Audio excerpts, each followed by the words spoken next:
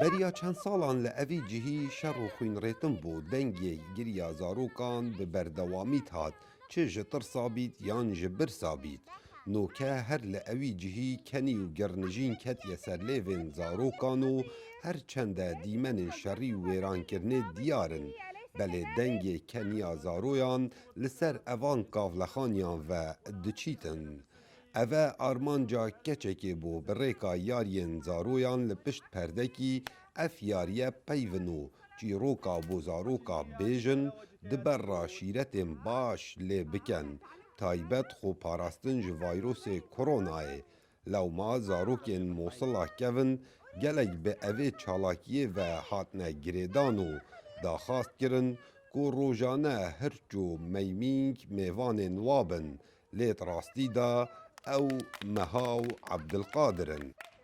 أبرز شيء عم نقدمه إنه كيف يطلع من الحالة النفسية اللي هو بيها، إنه يطلع من الأزمة اللي گرنگترین تشت ام پیشکش کن چاوا زاروکی جاوی کافدانا نخوش در بخین و چاوا اوی جی قیران نوکته دادجید و جی اوی کش رو هوای دیر کن به تایبت لدم شر داعش اوان بیر هاتنا لجم نهیلین بگومان اوی زاروکی شر بچاون خوی دیدی اونها درونوی باشنینه لا ماموسا خود یارد که این بکنی و گرنجین داکو اوان هست نخوش دیر کوید او انها دگل دجید.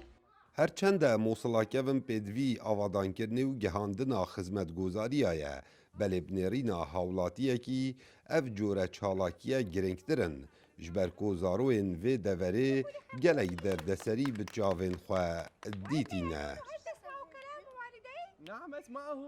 طبعا محتاجين مثل هاي النشاطات لأن الطفل مر خلال فترة حرب. بێگومان زاروکان پێدوی bi çalakiyan heye.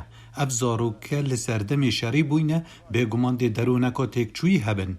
Lewra erkê her çalakvanekê xwe pitir mandî biket da ku ev zaroke qurtal bin.